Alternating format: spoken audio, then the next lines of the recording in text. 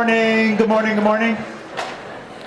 Good morning. Hey, good morning, everyone. I'm Michael Leese. I'm Director of Facilities and Experience Design here. I try to get in front of you as much as I can, as you've probably figured out by now. Hope you all are well and that the semester is going well for you. I know it's a busy time. Just want to remind you, well, one, thank you all for being here, and glad to have you here today as well, and I hope all goes well for you. Want to bring up some things that we have going on actually just this weekend, which hopefully you saw happening here. We have our opening for our newest exhibition happening tonight. It is an opening, exhibition name is Xenogenesis, which translates as becoming strange or becoming alien. And it's an exhibition by the Autolith Group. And it is an exhibition of sculptures and video, much of which takes its ideas and sort of inspired by the work of novelist Octavia Butler, whom has joined us recently on the north side of the building. There's this huge image of Octavia Butler. And so the show is kind of about what does it mean to become alien, and what does it mean to sort of become something that we're not? What is the effect of technology on us and on our world? And there's a takeaway at the front desk that you're welcome to take with you that's about the exhibition. And then tomorrow is Saturday, yes? Tomorrow we actually have the Ayapo repository here, who are artists, and they're doing a workshop. They're from, the Ayapo maintains an Afrofuturist archive. And they'll be here from tomorrow from 2 to 4. And that, of course, is free like everything else that we do here at the ICA. So before I walk away, I just want to say one thing. There's a person in the booth I think that you all probably know by now, and her name is Grayson. And Grayson takes great care of all of us here at the ICA, and I just want to say how much I appreciate the work that Grayson does. And if we can give her a round of applause. Yeah, thank you. Appreciate it. And I'm going to hand this off. You all have a wonderful day and a wonderful weekend. Thanks for being here.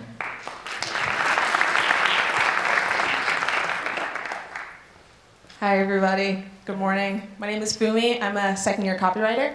I'm Lee. I'm a second-year CBM. And today's forum is going to be good because Peter Cowder got out of bed this morning, everyone.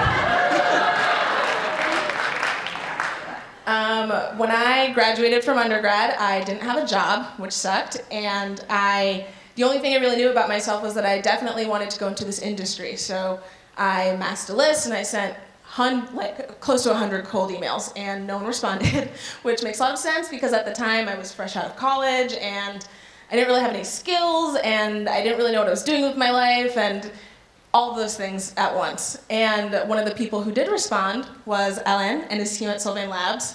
And they brought me in for some interviews and I did some thought projects. And while I was there, every single person I met was just kinder and more thoughtful, more passionate, and more intelligent than the last. And the thing that connected them all was that they had all gone through the Brand Center. And so I knew that if a place could have a hand in creating or shaping people who I was so desperately wanting to work for, then it was a place worth checking out. So when I saw that Alain was coming for a Friday Forum talk, I knew that I absolutely wanted to introduce him and be able to talk to him to just thank him publicly and out loud, because if you hadn't taken that chance and responded to my crazy-ass cold email, then I almost certainly would not have ended up here, and I'm really happy that I'm here, so thank you.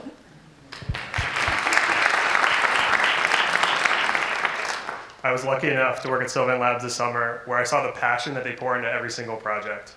Sylvain Labs is a certified B Corp, and they take that designation very seriously. With clients like Airbnb, Google, Nike, and the NBA, they use the might of large businesses to transform our everyday. They do that through something they like to call science and whimsy, and I guarantee you Alain brought both today. So give a warm welcome to Alain Sylvain. Damn.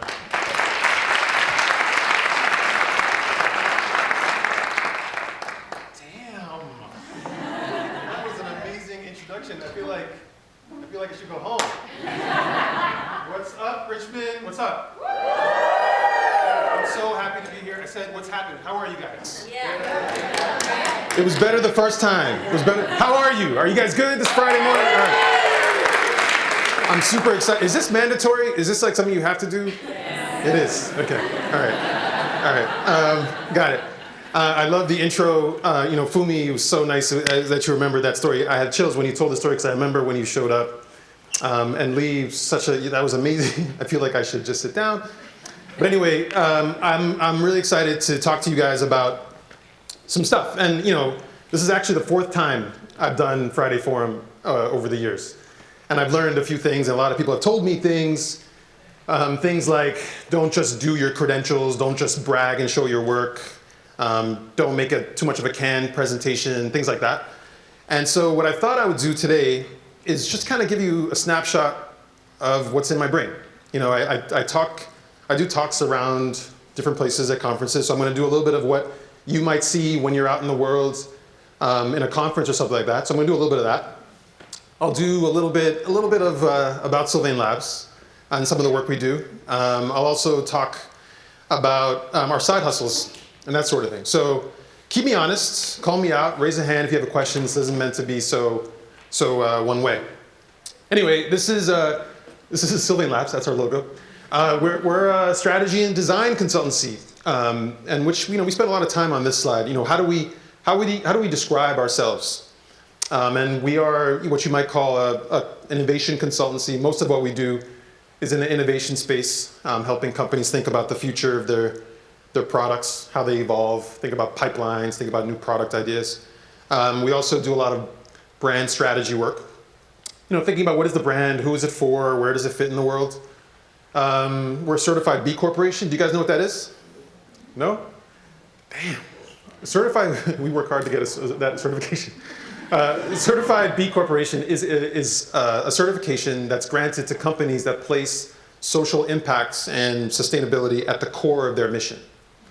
And so Patagonia is the most famous certified B Corporation. There are others like Ben & Jerry's and Etsy. But in this kind of agency consulting game, there are very, very few that have this B certification. In fact, I researched it, and of all the consultancies and agencies in the world, there's only about 3 that have this certification. And the other 2 are kind of focused more on the public sector and nonprofit sector. We're one of the few that has this and does the work that we do, which means we have all sorts of policies in place to treat employees well. We donate money to profits. We donate profits to causes. We do pro bono work. We volunteer. We do our best to be good corporate citizens. And we take that shit super seriously without being too righteous about it, if I'm right. The company was started 10 years ago. Ben joined me in doing that. He's a Brand Center grad with someone else. Ben, anything you want to say? Or? Ben and Joey started with me, and I'll talk a little bit more about some stuff. So, and really quick, just to give you a sense of some of the work we do so you know a little bit more about us. Everyone works with Google, right? But we don't do any advertising, period, just so you know. We don't work on campaigns or messaging. We work on product development and strategy. In the case of Google, right now, this second, we're working on Pixel. So we're thinking of what is the new value proposition for Pixel? How should Pixel compete with the iPhone or Samsung, and really deliver a new benefit? It's Google, it's the might of Google. They're in every part of your life, but somehow they can't penetrate the telecom relationship. So that's a really interesting project. Working with Spotify, literally, Ben's actually kicking off this project right now.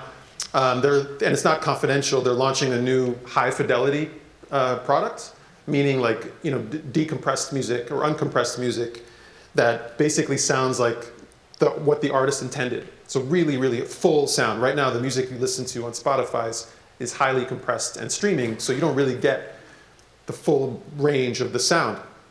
And so they came to us to ask us to do research and strategy to help better define what that new innovation can be. It has interesting challenges, and I'm pumped about it. I'm an amateur audiophile, and I love this project. It's super cool. We're recently working with Chanel, which is also an amazing brand, obviously storied, incredibly profound legacy. We're helping them. They came to us asking to create more of a culture of innovation at Chanel. So, obviously they have a lot of provenance, but how does Chanel stay relevant and modern when they're known for like Coco Chanel and what they did in the 40s and 50s? How do they stay relevant? What does technology mean to Chanel? Those are the questions we're thinking about. We helped launch a new hotel last year with Hilton. They wanted to enter a new space in the hospitality industry. We did research and strategy and helped create, along with the Zeus Jones, which I'm sure a lot of you know. Zeus Jones did the logo. We did the strategy behind that and launched this this year. Actually, just a few weeks ago we launched it. We do a lot of work with Waze, helping them think about what that proposition is. This is, I think, one of the best products that exists in the world. BlackRock is the largest asset manager in the world. They manage $6 trillion in assets. It's a lot of money. And we help them think about what their purpose is and the meaning of purpose.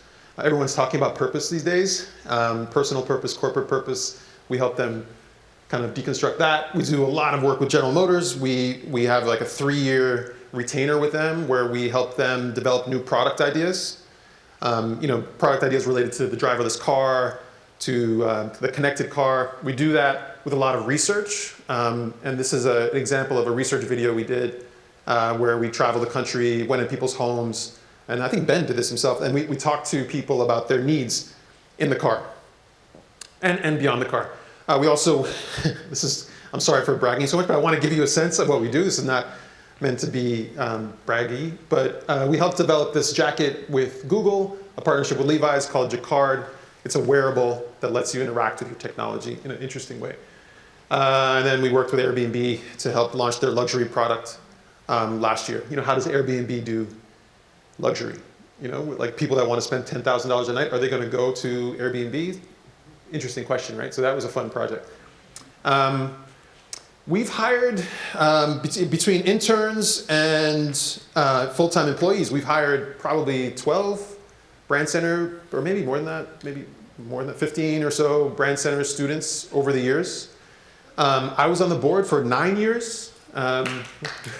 Before you all kicked me off the board, like what the fuck is that? No, no, I'm just kidding. I was super involved in when Van showed up, and I took a quick walk through the school. I'm super energized about what you guys are doing there. You're very lucky to have the people that you have there. Anyway, I never went to Brand Center. I'm from Queens, New York. And who's from Queens? What? Okay, all right. Yeah, I knew that. We discussed. I remember a long time ago we discussed. And so I didn't really know Richmond. Even now, when I got off the plane yesterday, I'm still, every time I'm here, I'm a bit fish out of water. But I found this school, and I had a relationship with the school, and saw that the talent was incredible. Very insightful, creative people that can balance, business and creativity in a great way. And it just, somehow, I had a really kindred spirit with the people that went to school here. And so we hired a bunch over the years. And really what I want to talk to you about is bananas. No, really, it's important. This is something that we take for granted every day. This fruit we see every day in volumes in tons of different ways. Bananas are around us always. You see bananas, you see this yellow fruit, and it's just, you don't even acknowledge it in your brain because it's such a staple, it's ubiquitous. The banana that you know of today, this thing, is everywhere. We see it, we put it in our food, we put it in our drinks. It's everywhere, we don't think about it, it's in our content. And it's funny, and we laugh, and we kind of roll with it. And it's if I put a banana peel on the ground right now, everyone would laugh. And bananas are kind of this frivolous thing that's kind of superficial when it comes to our memory. Yeah, I don't know if you know about this. This is a piece of art called The Comedian that sold for $120,000 at Art Basel. Bananas are kind of this absurd, ubiquitous part of our life. And the thing I would ask you is, what do all these bananas that I've shown you and that you remember, what do they all have in common? And the thing that they have in common is that they're all the same. They're all shaped the same, they're the same color, they're kind of the same thing. But did you know that there are over 1,000 varieties of bananas? Like over 1,000. There are all sorts of bananas. There's the blue Java ice cream banana that's blue and kind of small and very creamy and sweet. There's the ladyfinger banana that's kind of skinny, as you might expect. There's the manzano banana that's kind of red and sweet and a little crispy like an apple. There are tons and tons of bananas everywhere, but somehow we only have a relationship with the Cavendish banana. That's the only banana we know. You never even thought about other bananas probably. 95% of all the bananas consumed in the United States is this jam, is this one right here, the Cavendish banana. Now, why is that? It's because of the industrialization of banana, if I can say that. It's literally tons of resources have been poured into producing this one variety of this one fruit over and over and over again. It's been scaled in this mass way because it's super affordable and efficient and profitable to invest in that one banana. It's much easier to create 1 billion Cavendish bananas than it is to create, 10,000 different bananas. And that's the reason, since the 70s, that we've seen the Cavendish banana everywhere. It's everywhere because of profits and because of business. It's what you might call a monoculture. Now here's the thing. When you do that, there comes incredible risk. Because if there's a sort of a disease or a virus that impacts that one strain of banana, it can spoil the entire species, so to speak. And we're in the middle of that right now. We're in the middle of a potential banana crisis. There's this thing called Tropical Race 4. It's a disease of bananas that's beginning to kill the banana crop. You didn't know this, right? The Cavendish banana is at risk. And that's a big deal for civilizations that rely heavily on the Cavendish banana to survive. There are places in the developing world that without this fruit, it would actually have a serious impact to food security for generations. And just last week, they found that strain, the Tropical Race 4 strain, in Australia. So it's spreading like crazy, like coronavirus is freaking people out. Like this Tropical Race 4 is freaking out people that care about this fruit. And some people are calling it a banana apocalypse. And it's like people are freaking out about what's going to happen to the bananas. Okay, there's like this hysteria around bananas, and because it is this idea of a monoculture. And if you know about the great Irish famine, where there was an incredible dependency on this one type of potato, and it ended up killing 12% of the entire population, you'll know this is a big deal. A monoculture is very, very dangerous. When you invest in one thing, and creating consistency and scale in one thing over and over and over again, it comes great risk. And I tell you that story because I think corporate America has created a monoculture in their circles. They've taken some of those same practices in mass production and in agriculture and brought it to corporate America. I've seen it among my clients. I've seen it in other agencies where really what they're trying to do is create a standard and consistent way of working. And I'll prove it to you. The most successful companies have standard processes. And what we've seen over the years is a new dependency on processes and order. Over the past 15 years, the amount of procedures, vertical layers, interface structures, coordination, bodies, and decision approvals needed has increased by anywhere from 50% to 350%. Companies are creating processes. They're not asking you to come in and be creative. They're like, come in and execute this process that we know works over and over again. And that's creating a uniformity over time. And again, that's a type of monoculture because you're making sure everyone's sort of a robot.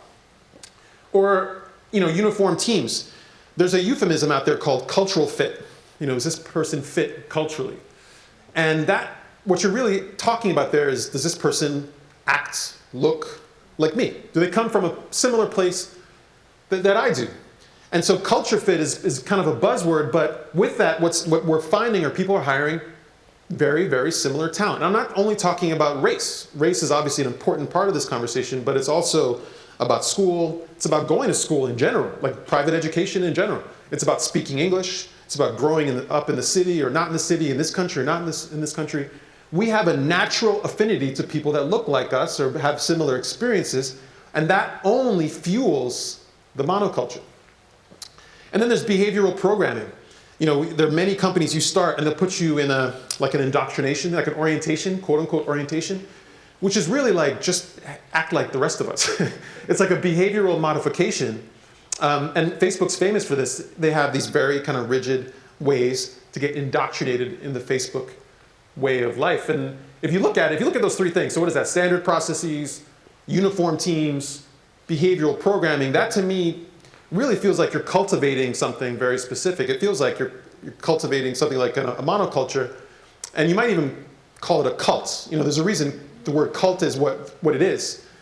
And behavioral programming, that's a cult. Standard processes, that's a cult. Uniform identities, that's a cult. Could it be that corporate America, in their fervent pursuit of monocultures, are actually nurturing an unhealthy sort of cult-like behavior? I think so. What would the opposite be? But let me prove it to you. There's this great episode of Candid Camera, which, if you're born prior to 1990, you know what I'm talking about. It was like a gotcha hidden camera show, and there's a dude in the elevator who doesn't realize he's being filmed, and everyone else in the elevator is facing the back of the wall, and the dude is like, he's in and he's like, should I be, what? And he kind of turns around and he kind of looks in the back, and it's hilarious to me because it shows that we are really victim to that social dynamic, and we are sort of subconsciously craving a monoculture. We want to fit in, and we're making stupid decisions sometimes in that pursuit. And here are some great examples of stupid decisions in that pursuit. In the 80s and 90s, if you wanted to be kind of a badass rocker, Uncle Jesse type, you had the mullet, if you were a white dude, right? And of course, I have to put this in because it's important. It's important. It's the Jerry curl, and I grew up again in Queens, and I was alive in the 80s, and before the 80s. The Jerry curl was, man, if you wanted to be a cool down, like if you wanted to be sexy, you rocked a Jerry curl. And the Jerry curl was cool. I mean, the Jerry curl was cool. Ice Cube rocking the Jerry curl was amazing, And this, again, it was a cue. It was a cue of just falling into sort of an archetype that you wanted to stand for. And that, again, is kind of a monolithic way of being.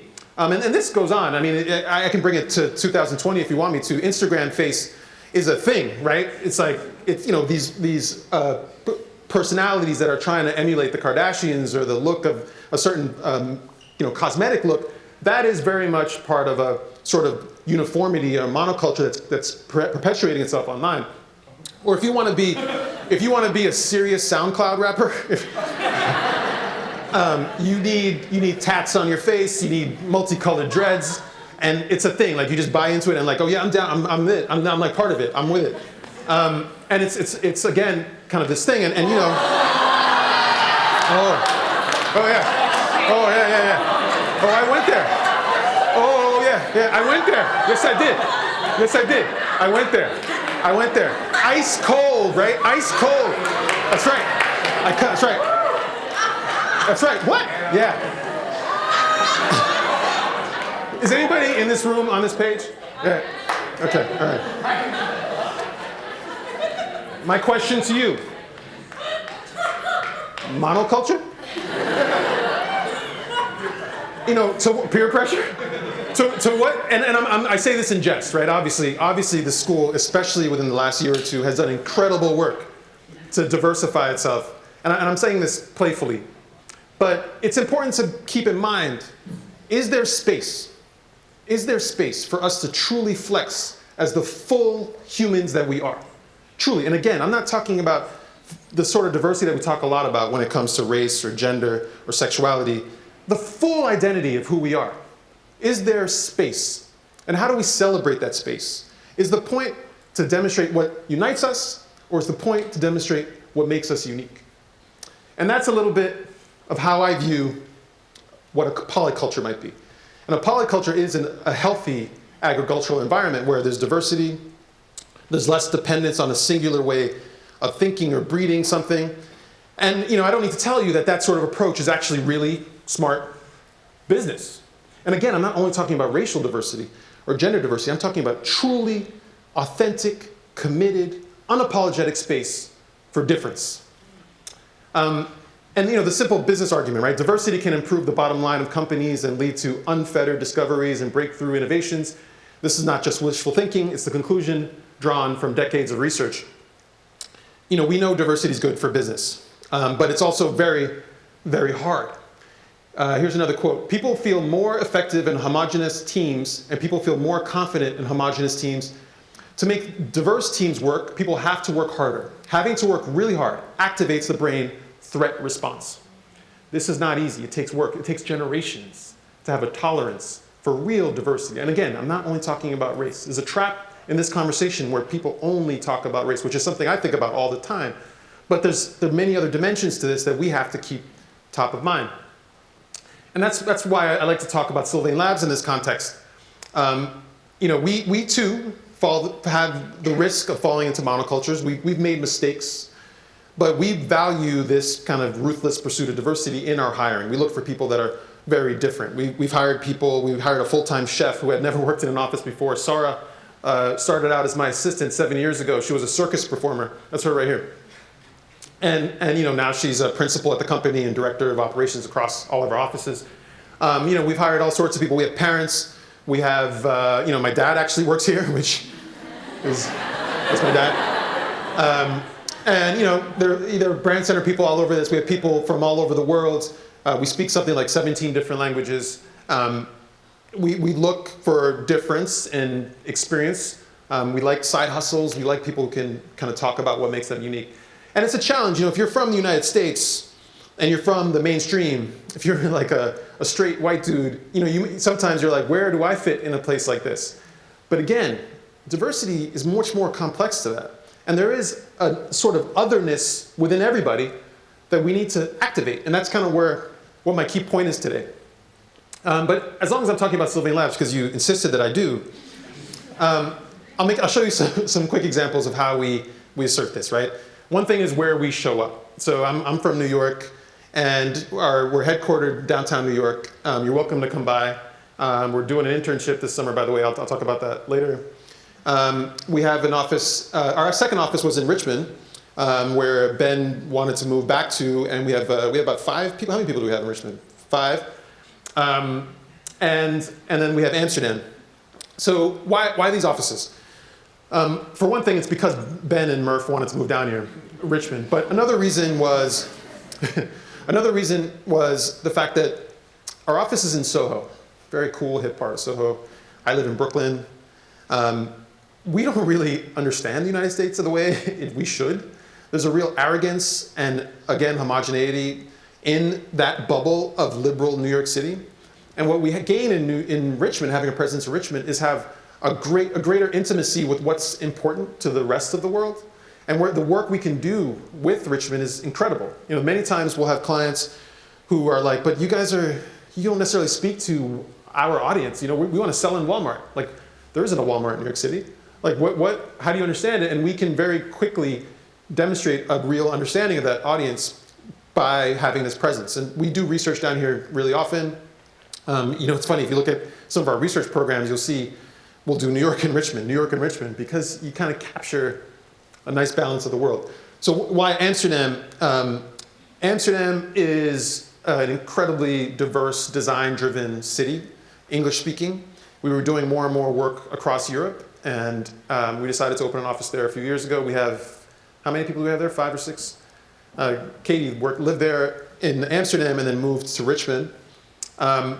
And we let anyone that work at the company work at any one of these offices if it fits client work and budgets and that sort of thing. If you look at our client list, we work in a lot of different, diverse. We try to execute this idea of diversity even in the company we keep. So we work across a lot of industries. We work in luxury, work with technology, work in automotive, we work in finance, and work in sports. And it's important for us to stay stimulated in that way.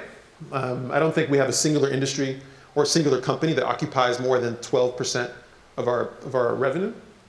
Also in our own pursuits, it's a line of headphones that we're partners in that we helped create about 7 years ago called Master and Dynamic. It's a line of high-end headphones. We're in the Apple Store, which is amazing, and it's doing really well. We created a line of hot sauce. I told you there was a chef that worked with us many years ago. We created a line of hot sauce called Same Same But Different. This was a little thing we created to promote it. This was a few years ago, and it failed horribly. But we learned so much. Now when we talk to food clients, we can be like, we truly understand what it's like to launch a food product. Like, we know what the viscosity of the liquid needs to be to get out of the spot.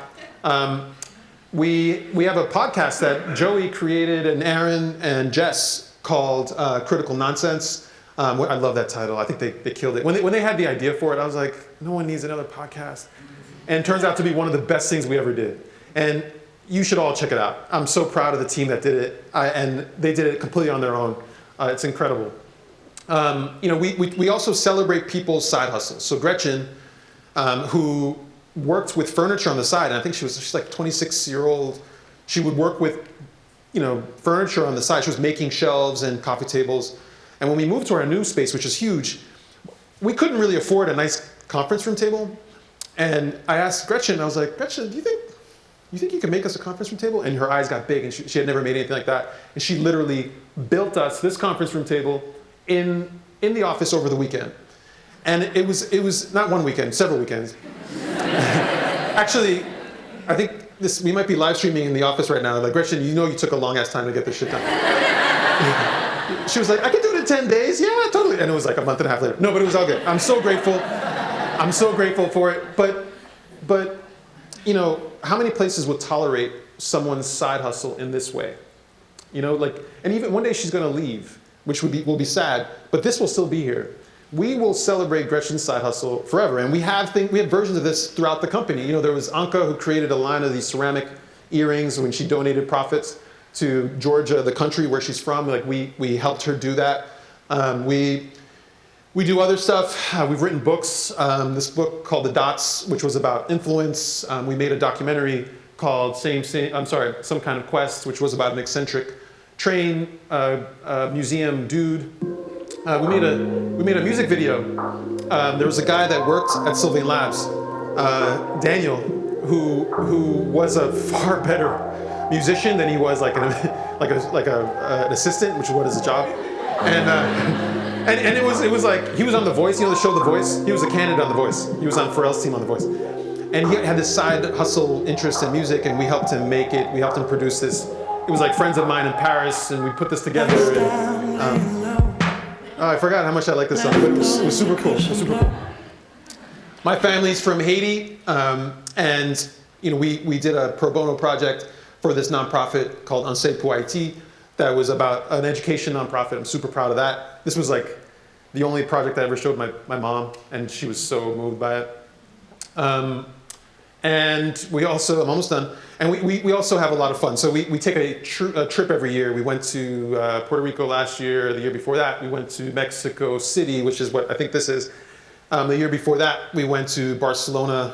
We went to New Orleans. The whole company goes. We take this trip. We bond hard, and we spend a lot of money, and it sucks. That part sucks. All right. So I made the case for diversity. I made the case for otherness. I showed you how we execute this at Sylvian Labs, and I think it's time for me to show you how we apply this mindset to the work, and how the work can actually be better when you apply this mindset. And here's an example. One of the few things we can talk about, because there's not a lot we can talk about. When you do innovation, there's not a lot that you can show or promote because it is so kind of a secret. But we do a lot of work with the NBA. We've gotten to know the NBA pretty well. And there was this RFP a while ago that was based on this moment where no one really cared about the WNBA. No one paid any attention to the WNBA. The NBA, of course, was a $7 billion juggernaut. The individual teams were worth billions of dollars, just the teams, singular teams. And the WNBA was making like very little money. It was like over $100 million or something relative to $7 billion. It was just such a chasm. The NBA players were getting paid tons of money, and the women were getting paid nothing. And they had to play over the off season in other countries. They had to take jobs. It was just a crime. And the worst part about it was like the mass world didn't appreciate these players. And if you look online and you look at the comments at how some of these women were treated, these players, it was disgusting. It was disgusting. It was like these horrible jokes that I don't even want to repeat. And it was the league saw this, and they decided they needed to change the business. They were losing money every year. They were losing like millions of dollars every year. They didn't have a business argument to keep the WNBA alive, but they knew it was important. And so they did this RFP. They looked for consultants that can come offer up new innovation models, new ways that the WNBA can make money. They were looking for operating models, meaning how do they actually construct themselves, financial planning. It was like a pretty hardcore management consulting project. They talked to these companies, which you might know, these management consultancies, And somehow we managed to get ourselves in the mix. There were 7 other companies. We managed to be the 8th one. Very different than these companies. And we ended up getting the project. And the reason we got the project was we presented ourselves in the way that I just talked. We showed some integrity about understanding what this league really stood for. This is the actual proposal. We created a website that showed how much we cared about this challenge. The mission of the WNBA, the mission is to inspire and empower women. That's the mission of the WNBA. The mission of NASCAR is something like to indulge in the wonder of driving or something like that. And baseball, it's about the American tradition. But the WNBA had nothing to do with basketball. It was actually inspiring and empowering women. And that energized a lot of people at my company. And we decided that's actually the greatest asset. And that's where the future of that brand can go. That's what we put in the proposal. That's how we got the project. And let me show you what we did with it. First, we made sure to staff the team with a really diverse group that spoke to what the WNBA actually is constituted of and where it can go. We also took a look around and we saw, and this is 2018, I guess, right? We looked around and we saw there was a moment, that there was a reckoning in the greater world where people were really holding power accountable, whether it's the Me Too movement, Love Wins, Black Lives Matter. There was a moment, and we felt like inherently the WNBA sort of should have a role here in this moment. And then we got to know the players, and I got to know a couple of these players, and these players are incredible athletes. They're the elite at a whole other level. And many people think women's basketball is better than men's basketball when it comes to technical basketball, whether it's about court vision and passing, teamwork. Sue Bird, some of these players are incredible. They're dunking on it's unbelievable. And more than that, they were also taking a knee long before Colin Kaepernick did. They were political advocates long ago. They were talking about police brutality. They were talking about all sorts of things before it became sort of the phenomenon that it was. The WNBA is also the only league in the world where 100% of the players have some sort of college education. You need a college degree, whether it's a certificate or a bachelor's, to play in the league. So these players are not only the elite athletes, not only are they politically engaged, but they're also academically mature, which really made them an interesting group to work with and gave us a lot of energy. And it almost felt like the league wasn't really acknowledging that or understanding that. That was a difference. That was a fundamental difference than what we saw in what I like to call the MNBA, the men's NBA, because it's weird that we have the NBA and the WNBA.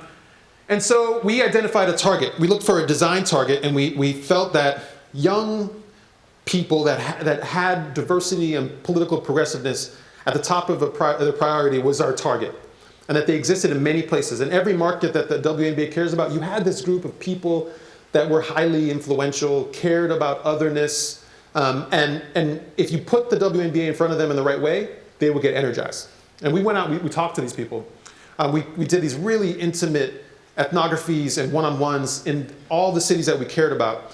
We talked to community organizers. We talked to, women particularly women that we thought could really embody what we wanted the WNBA to be. And it was, what we learned was incredible. They were like, they loved Serena. The story of Serena was incredibly empowering to them. The idea of women's sports being this sort of symbol for the rights of women in general really energized them. But then you'd ask them, what do you know about the WNBA?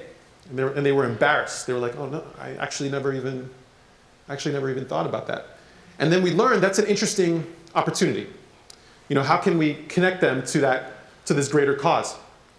And we came up with using these insights, we came up with a number of business models. Okay, so I'm not even talking about advertising. I'm not talking about brand. Okay, we came up with a number of business models to help them bring the story of the WNBA to life. One thing was, we came up with a tour concept, the way like the Harlem Globetrotters go around and they tour, and we looked at that business from a commercial point of view and looked at how much money that would generate. And that was an interesting idea. We looked at one team, which was like a very controversial idea. Can you bring the men's teams and the women's teams together? In New York, we have the Knicks and the Liberty, but should there be one team, like a men's version and a women's version?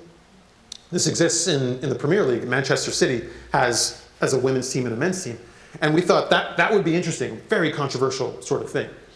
And then in the middle, we felt like there was a reset that needed to happen with the brand. There was like a whole brand strategy. Like it just needs to be cool. Like people need to relate to what the WNBA did.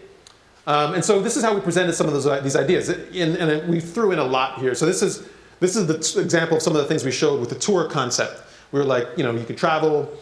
This is how your design language might be. We looked at the financials over time. We showed what the revenue might be over a certain amount of years. We looked at the assets that you might want to bring to bear, but the experience. We did a real sort of snapshot for a business case. Call it a business case for these ideas. And we presented this to Adam Silver and the NBA. And they chose this idea of like reasserting the brand. Let's reset the brand. And Adam famously said, we just need to be cool. And he cared a lot about the WNBA and the team, the entire organization, and the people that have been working on the WNBA for years cared a lot. And it was a little close to home for me because I worked on the launch of the WNBA in the late 90s. It was a client of mine. And so over the last 25 years, I really felt like the WNBA had become sort of a pathetic imitation of the men's league. Same uniforms, same rules, they're shot the same way, when these are dynamic athletes that have a different life. And I really felt like there was an opportunity in women's sports. An opportunity, by the way, that the US Olympic soccer team nailed last year, that they nailed. And I'm glad that we saw this a little early. Anyway, so the reset. And we came up with a strategy, a brand strategy, and this was sort of a mantra for us. The WNBA makes space, this idea of tolerance. Making space for who you are, no matter who you are, on the court, off the court. Making space just had a lot of double meaning, triple meaning. And we use it as a mantra to help bring the brand to life. We took it to design. This is the old logo. And it drove me crazy. This logo drove me crazy because if you look at this player, she looks nothing like the players I had met, and I was hanging out with. She's a little stocky, looks like she's wearing a skirt. What type of ballers looks like they're wearing a skirt? Her hair is a little straight too. Like that's not reflective of the diversity of the audience. If you really tolerated who the players were, largely women of color, a lot of them were queer, incredible athletes, tall, diesel, like how would you show up? And so we redesigned the entire logo and we literally made space. We blew up the logo. We literally expanded the logo, trying to assert a boldness. We changed the archetype, the silhouette. And one thing we heard, and I remember hearing this when we interviewed the players, they would talk about the bun. They were like, let me tell you, when I put my hair in a bun, it means I'm out there to play. And it really struck me, and I was like, wow, that was a key decision. We were like, let's put her hair in a bun. And we also elongated her body, because the players have gotten much taller. We made her ripped, if you look at her arms. We also look at her hands and her face. She's looking up. She's hopeful. It's about the future. It's about potential. It looks like she could be dunking, which is incredible. If you know about basketball, there's, the dunk is a powerful symbol. And a lot of people are like, women can't dunk, but of course they're dunking like crazy. And so we love this. We didn't know if are you looking at her from the front? Are you looking at her from behind? There was just a lot of questions there. And a lot of work went into this. Cole, Katie, and many other people at the office brought this to life. And we are pumped that that's actually what they actually did. And actually, I wasn't going to show this because it's a little morbid. But if you look at the picture of Kobe and his daughter, there's a picture that was on the cover of all the magazines of Kobe and his daughter. He's wearing a WNBA sweater. It's actually, this silhouette is on that sweater. It was sort of how he exerted his support of women's basketball at the time. Anyway, so we brought this to life in a lot. We showed the brand how they can come to life in a lot of cool ways. This is how it can work digitally. We made this video. This game is our everything. Our voice, our movement. This game is where we hold court, where we hold high our crossover queens, our forever champions. We shoot, we soar. This game is for the future, for the culture, for the change makers. We don't just play this game. We celebrate it. The way our minds, our bodies, our passions are meant to. Unapologetically, undeniably, us.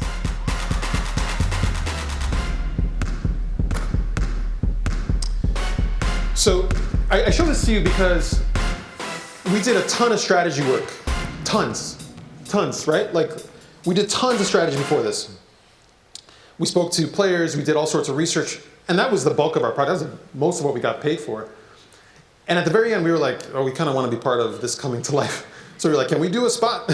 So we made this spot. And what I'm proud to say with this is every person that touched it was the audience that we were targeting, was the design target. So the director, the stylist, the cinematographer were women of color often, queer women. We really felt like this needed to have some integrity to be real. And one of the sad things was, like, it's not easy to find that sort of talent in New York.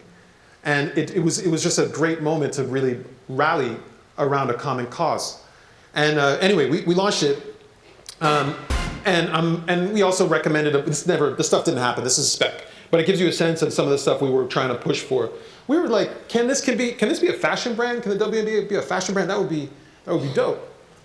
And we also kept the league honest. Every step of the way, we were the voice of the players. We advocated for the players every way we could. And even I had a one-on-one relationship with the Players Association.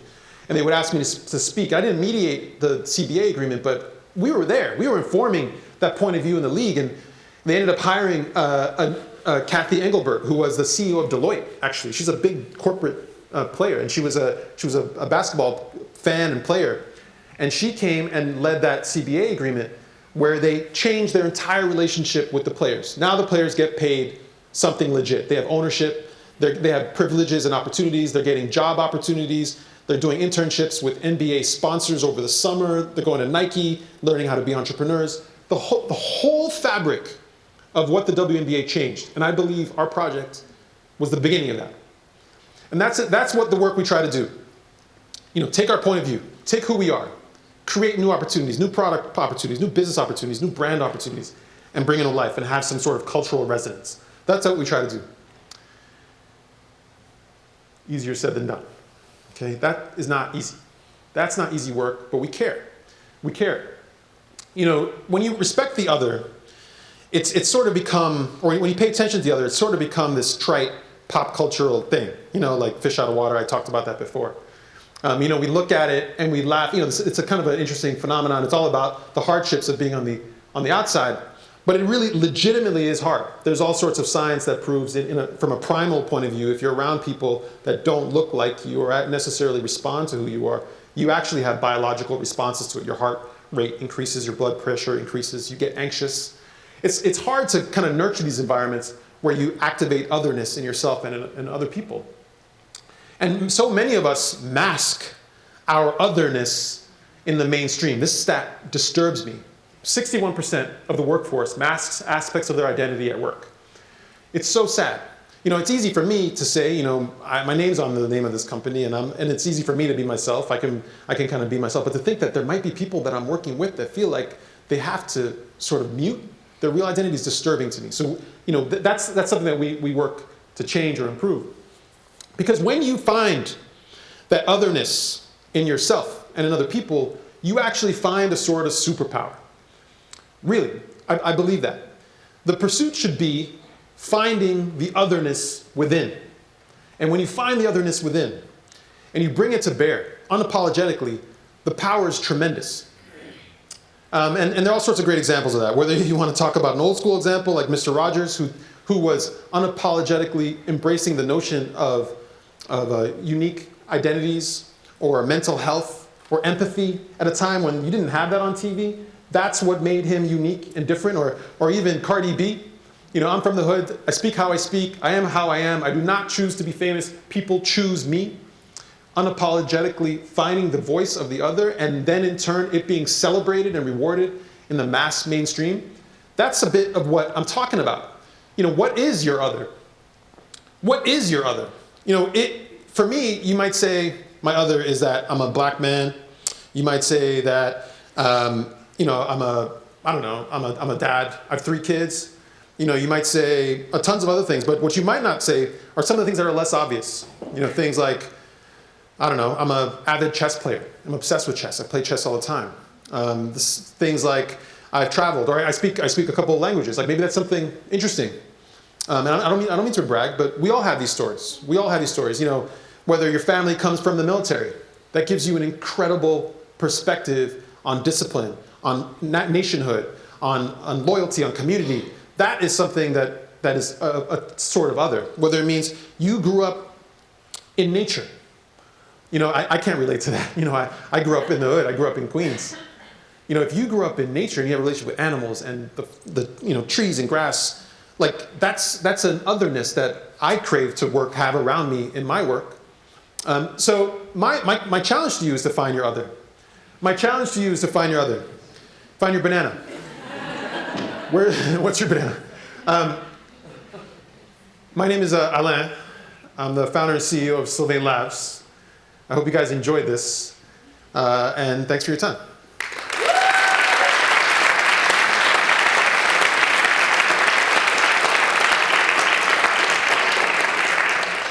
So we have some time. If you guys want to ask a question or have a comment or something like that, I welcome it. Does anybody have anything they want to say or anything on their mind? Maybe. Yeah. So, have you always been this way, or was there a certain point in your life? What does that mean? Yeah. What do Was you? there a moment in your life when you had to sort of, you know, like a aha, like I can't act, or you just always sort of been this way? I don't know what you're talking about. No, I mean, Yeah, the master identity, like you carve Oh. a place for yourself in a world that is not very no, hell no, hell no. And I still struggle with it. I struggled with it when I got off the plane in Richmond at the airport. I struggled with it when I dealt with the Uber. I struggled with it when I walked into this building. No, I wasn't always this way. But I think, you know, there's like an ideal that we all strive for, and I did have that as a kid, but I probably muted it and was afraid. And it's easy for me to say now that I'm the age that I am.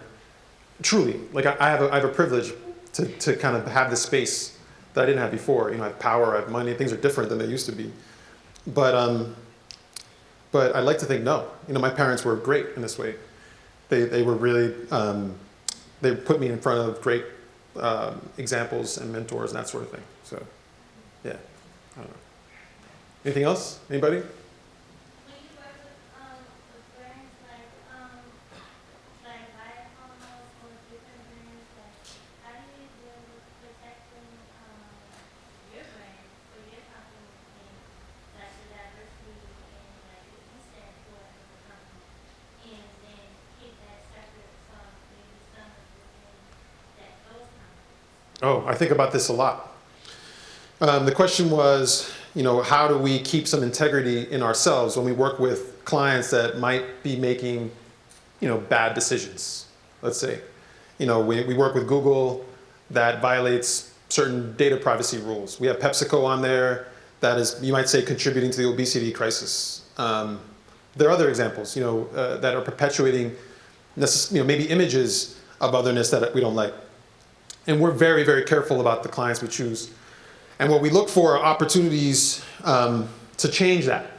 So we'll work with the PepsiCo if the opportunity is help us change. And really, and if we believe it's real, because sometimes it's not real.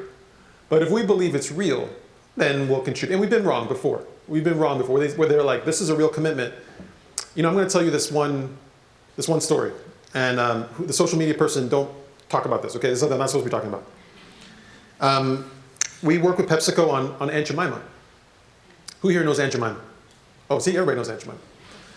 And the image of Aunt Jemima on that bottle is a throwback to slave era, you know, it's the mammy with the thing around her head. And by the way, not all our projects are wrought with all this racial tension. I don't, it's really not. It's really not. It's really not. It just so happens that this is what I'm talking about. This is what I care about. But you know, our challenge with Aunt Jemima was, what should happen to that brand? You know, and is PepsiCo complicit in perpetuating a stereotype over decades? And it was a really big question. It was a really big question. And we had to we talked to the clients, we had to really understand whether they were being authentic in reevaluating what that brand stood for. And in fact, they were. What was interesting about the challenge, as a separate point, was that someone like me felt like that archetype was dangerous. That stereotype was dangerous. But the bulk of their audience, which happened to be people of color, loved that archetype because it was a symbol of something. symbol of family, symbol of nation, of Afrocentrism. And so they ended up, for all sorts of reasons, not changing. But I love your question because it's what I struggle with every day. And I'm not at peace with it. Being a certified B Corporation is part of trying to get a greater sense of integrity in our work. But let me say, not everything is so righteous. Like, not everything is like, we're going to change the world. Not everything. Like, we do stupid things. We have fun. And we also work, a lot of other challenges. We work with technology. We work in financial services. I just want to make that clear. You don't have to be revolutionary to come to Sylvan Labs or a Black Panther, although you're welcome. Any other questions?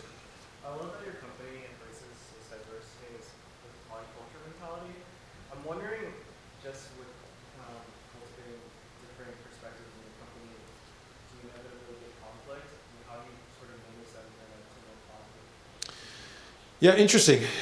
I wouldn't say we have a lot of conflict at Sylvan Labs. You guys correct me. I don't think we have a lot of conflict. I think there's a myth that with diversity comes conflict. But I think I'll spin that question a little bit. So we don't have conflict, but we have a different challenge, which is sometimes we have to make decisions. And we make decisions by committee often. We listen to everybody. Everyone has a voice. And in fact, we didn't have any titles at the company until last year. We're 10 years old. So we literally didn't have any hierarchy. It was completely flat culture. I sit with everybody else. Like it's everyone has a voice. And we only recently started creating hierarchy. So I wouldn't say conflict is a challenge. It's probably more the risk of paralysis sometimes. Yeah. Anybody else? What's you're innovating around technology, what's kind of the range of roles that you guys play in that process? Yeah, no, I'm glad you asked that question. So we kind of think of the innovation life cycle. And I have a slide that shows this, but the beginning, there's like insight development. So that's really, or actually, let me take a step even further earlier. Some work we do is around vision. So, look at the marketplace and technology, think about what's coming, whether you're talking about data or AI, or you're talking about competitive threats, and develop a point of view on what the client's right is to compete in that technology. So we do that work. The next step would be insight. So what are people's attitudes about that technology or about that brand, about that opportunity? How do they interact? We did work with wearables a few years ago. Were people really ready to wear their technology? Like, that's a question we had to ask. So that's where we played. Then the next step is what we would call opportunity definition, which is thinking, okay, once you have a better idea of like how people interact with these things, how can it come to life? What are the particular areas strategically? Where can you go? And we'll develop territories there. And we do that a lot in the technology space.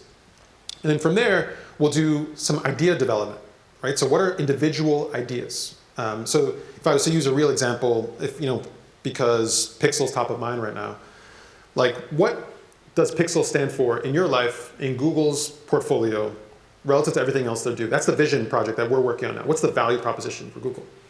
Insight development is, how do you interact with your phone? Where do you buy your phone?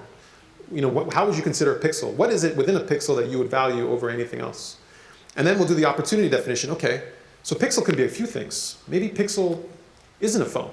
Maybe we should think about this as a computer, or maybe we should think about it as a conduit to something. Maybe we should think about it as a connection to Google. Maybe it's about not being Google at all. So we'll come up with a bunch of different territories. Then the idea development comes to place where, when it comes to product innovation, what would you make within that Pixel phone to stay true to the vision and the insight and the opportunity that you just framed? So what would you make? Would you make, would you create, I'm trying to say this without actually revealing things that they're actually doing. But what are some product ideas that you might create? Whether it's about a camera, or it's about sound, or it's about, a long time ago we worked on another mobile product, and we thought, there is all this, what we call the AV crowd, people that are making content, making videos, making film. How would you, maybe that's the part of the vision, how would you build that into the phone? Or the boom mics on the phone, like what can you create there? From there, then we start thinking about development. So what should the name of the product be? How should the brand come to life? This is still hypothetical. This is not in the world. Like, this is just ideas. What should the identity look like? What does the architecture look like? The brand architecture. And then if the clients have the stomach for it and they approve the thing, then we get to activation, right? And this is where we do less work, but we do some work. Where you think about positioning. Okay, so how does it fit in the marketplace relative to competitors? You know, like what is it unique about Pixel? Like how would we talk about Pixel that makes you think about it in a completely different way? And then maybe we'll get involved in marketing activation, which maybe might include a campaign.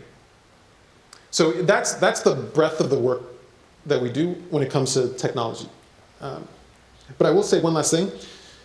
All of our clients are technology companies. You know, this idea that technology is siloed or different is over. It doesn't exist. Like literally, we work with Colgate-Palmolive. They view themselves as a technology company. General Motors views itself as a technology company. Food and beverage companies see themselves as a technology company. So yeah. Anybody else? Huh? Hey. So can you talk more about why you felt it was important for you all to be more in your process in getting to that point? Yeah. I think it goes back to the earlier question. You know, my mother worked for the United Nations for many years. I have a master's in public administration. Actually, I thought I was going to work in government or nonprofit space, and my brothers do that stuff, and I had sort of a guilt for the work that I did, and I wasn't able to reconcile that, and I didn't know what to do, and I knew we were doing all these great things. We were donating profits, we were volunteering, we were doing all sorts of things, and I felt like we weren't getting credit for it, and it didn't feel like I was reconciling this issue. And then I discovered the B Lab and felt like it solved a lot of that for me personally. And so we devoted a lot of resources to it. We spent like a year and a half applying for it. You know, you can actually look at our profile on the B Lab website. So they do this intense audit of your business. They look at how do you treat your employees, they look at your policies, they look at what profits you give and all that, and they give you a score. And you need an 80 out of 100 to get this. We got an 80.4. Like, we barely made it. It's a really hard thing to do, especially when you work with the Googles and the PepsiCos. And like, we're very different than other B Corps. But we got it. What did it take? It just took a lot of, number one, we had to do some basic hygiene. We needed to put some policies down for things that we took for granted. Like, we had a parental leave policy, we had a parental leave policy. We had to kind of put it in writing and really add dimension to it and make it hefty to really get credit for it. We had to put, we had a volunteer, like if you came to us and said, I want to take a day off to volunteer for this thing, we would always be like, oh, do that, that's awesome. But we had to put that in writing. So that was a basic first step, is to put some things in writing. And then we had to invest in systems, like technology systems that held us true, like tracking time and expenses and some of these more fundamental things that allowed us to get credit for well-being. And that's a whole other part of it. It's like, you know, our insurance plans, the different benefits we provided people needed to really live up to this. It's a really hard thing. We're up for renewal later this year. Fingers crossed. We'll see what happens. But yeah, that's what that was. Yeah, you're welcome. Mr. Cowder. Great job, by the way. Thanks. He made fun of me last time I did this. He was right behind me. I'm just kidding. How do you grow the business? How are you attracting new brands to work with? Well, that's a challenge. It's not easy. It's not easy. And actually, as we grow, it's getting harder. You know, we started only with relationships that we had. And I'm proud to say, you know, I showed you the client slide. We have 100% client retention since the day we started. So every client we've ever worked with for 10 years has asked us to do another project with them. What we realized was our scale is limited to our network, to the people we know. And over the past couple of years, we've kind of bumped up against that limit. And so we're starting to question, like, what's the next, how do we grow beyond this? So I don't think we have a good answer. You know, this year we're doing some things that are going to try to create some structure around growth. We're creating, you know, a director of business development, and we're working with partners. But we're at a place, because we're 42 people, we're at a place now where we need to mature our business so we can grow. And then I'll also say there's a ton of activity, as you know better than I do. There's a lot of M&A activity. So a lot of these companies are getting acquired like crazy. A lot of our close-in competitors over the last year got acquired. Bow and Arrows, English Innovation Consultancy got acquired by Accenture. Happen got acquired by Accenture. What If got acquired by Accenture. Droga, of course, got acquired by Accenture, which isn't necessarily a competitor of ours. But there are many others that get acquired, and that's an option for companies like ours to grow. So there are a lot of ways. So, you know, what I think we want to do is just keep some integrity in who we are and not sell out. And if that means staying this size and making money, great. But it's not easy. It's not easy, as you know. Hey. What's it like working with your dad?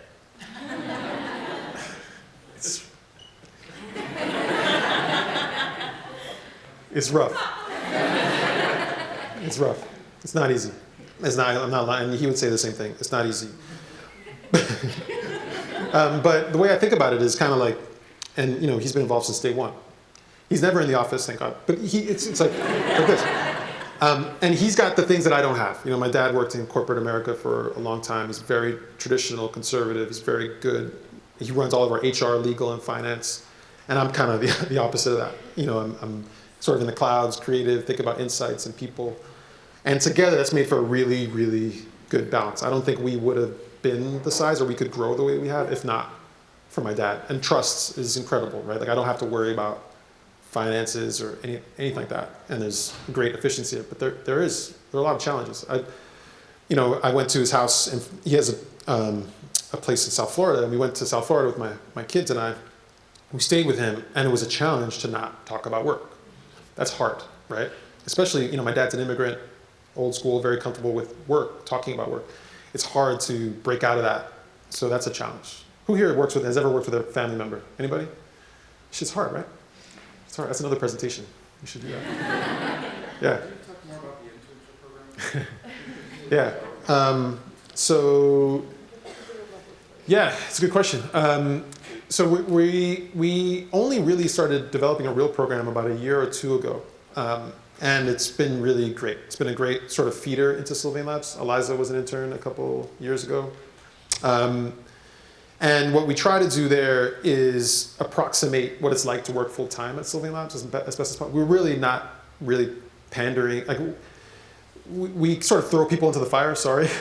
We kind of, you know, Lee did it, and Rachel and Caroline did it. Like, we throw paid people into it, and we treat them like real employees. Like, you guys presented to clients. You know, Caroline flew out to Detroit, and I was in the room, presented to real clients.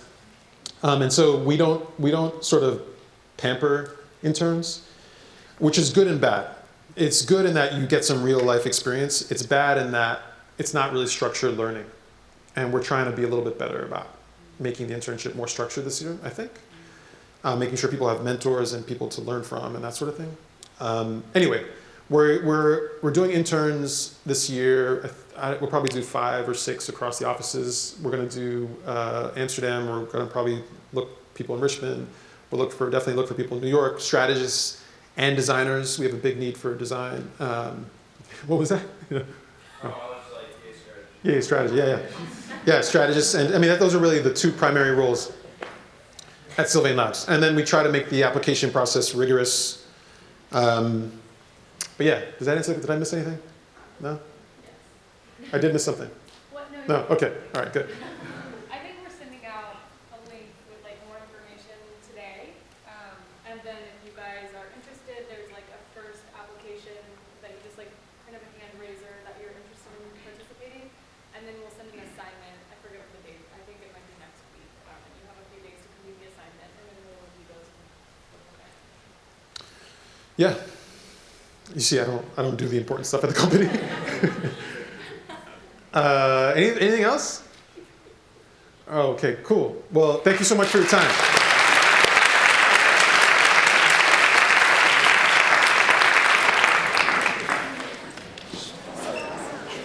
Thanks. Thank you.